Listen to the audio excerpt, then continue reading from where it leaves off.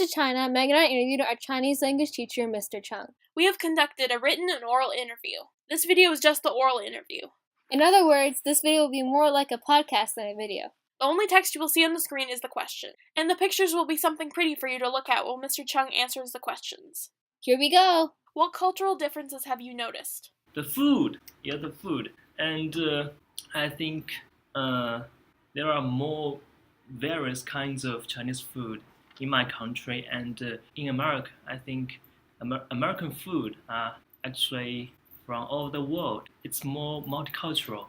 Yeah, so I think that's one of the differences. And the second one, the education, because Chinese teachers are I think they are stricter with the students, and the students have to meet the standard, and then they can graduate.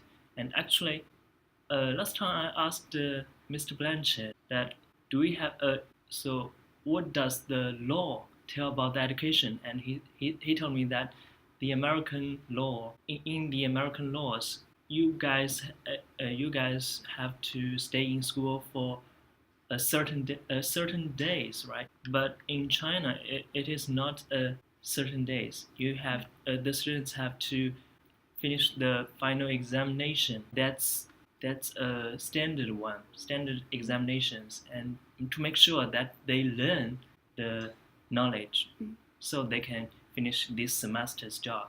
Yeah, this is some information about Chinese education, and I think the education here, it's more free, it's more individual, and I think both of the education systems have their advantages. So we need to learn from each other, right? And the third one, it's about the traffic. Yeah, traffic and the population. I mean, both American people and Chinese people are nice. So actually, before I came here, I thought I cannot adjust to the life here quickly, but actually I did. So because our neighbors, our colleagues, and you guys, the students are all very helpful. So you helped me, and but according to I don't know how to put that, because the reality, China has more population. In the eastern part of China, it is more crowded, so the traffic is heavy. Yeah, and here the traffic is, I think it's okay. It's okay, but if there will be public transportation, I think they will be perfect. It will be perfect. How has those cultural differences affect how you interact with people?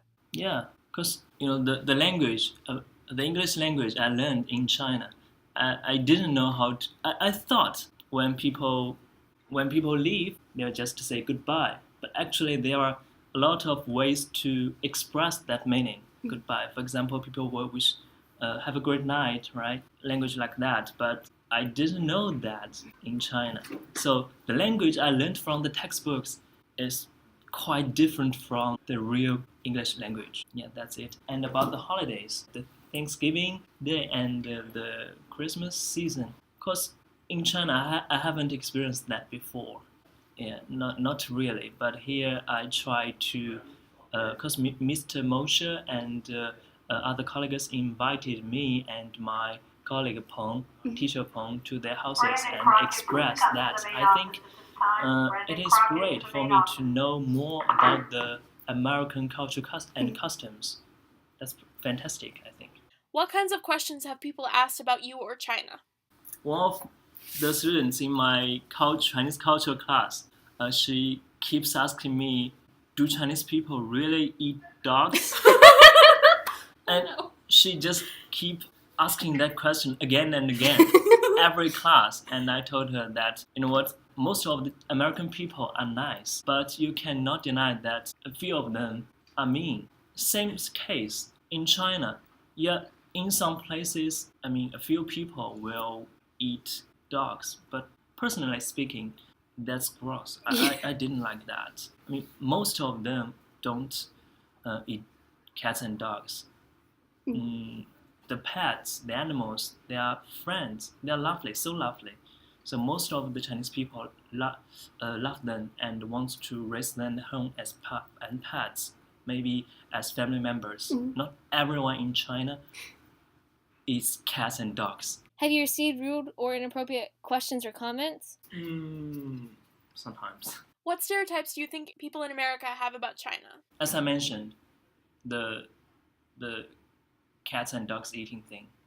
Yeah, and people think that Chinese,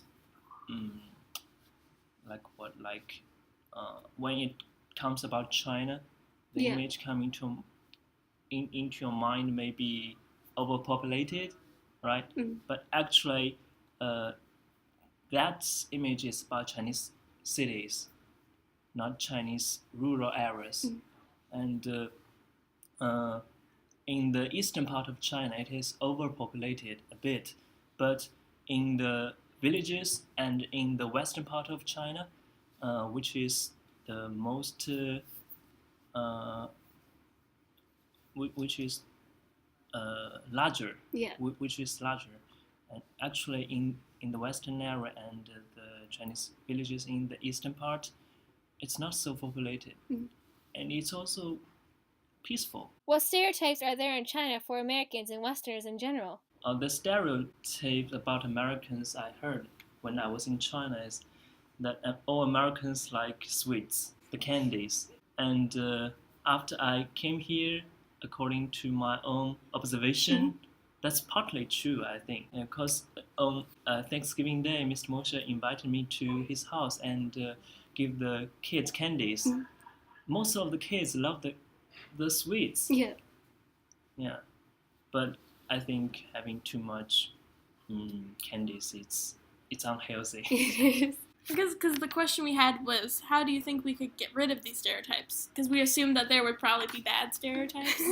Oh, like these people. I think I can just change my previous answer. How about this one? The most of the American people, to some degree, are self-centered or arrogance. But actually, that's not true. That's not true. I think you guys are helpful. Yeah, really, and are helpful, and you are really sincere to help the newcomer here, right? Like me, and I really appreciate it. So you can only know the truth after you experience it by yourself.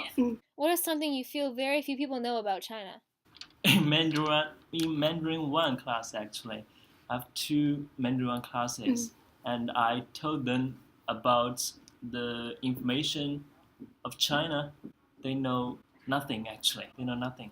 The holidays, about the Chinese national holidays, the kids, they have little knowledge about that, and except maybe the Chinese New Year, but they only know the name, the title, but nothing about the customs and the cultural meanings hidden behind it. So I think that's why I need to connect the Chinese traditional holidays to the American ones. Yes, to make the connection and help them to know better. Do you feel that education about other cultures for high school students would be beneficial? I think that's a great project. Yeah, because the globe is full of different cultures, and it is rude to comment other ones without knowing them well. So it's a great experience to learn more, to keep your curiosity. When you were in school, how much time was spent learning about other countries? You mean the language or the cultures? Either one. Either one. The language, I started learning English, the language, when I was in middle school. So I think it's about over 10 years. Because English is a mandatory subject for Chinese students, most of the Chinese students. And because as a subject, you have to do it. So sometimes I will think, oh, I don't like it. But actually, if you talk about the culture, I think the English culture and the history, like behind the language, I think is fantastic. It will help you to cultivate another way of thinking, right? To help you know that, oh, there's another profound culture in the other corner of this world, and it can help you know a totally brand new world for yourself. So I think it's great. What is something that you wish you were told about different cultures before you graduated from high school? The daily communications, yeah, I think that's necessary. And other things like the taboo, yeah, you should obey the rules of the other cultures and not try not to offend them intentionally. I mean, right? Uh, and what else? Basic topic like holidays and education situation like and something like sports, the daily topics. You can have small talks with the people from other cultures. Thank you for letting us interview you. Don't forget to subscribe.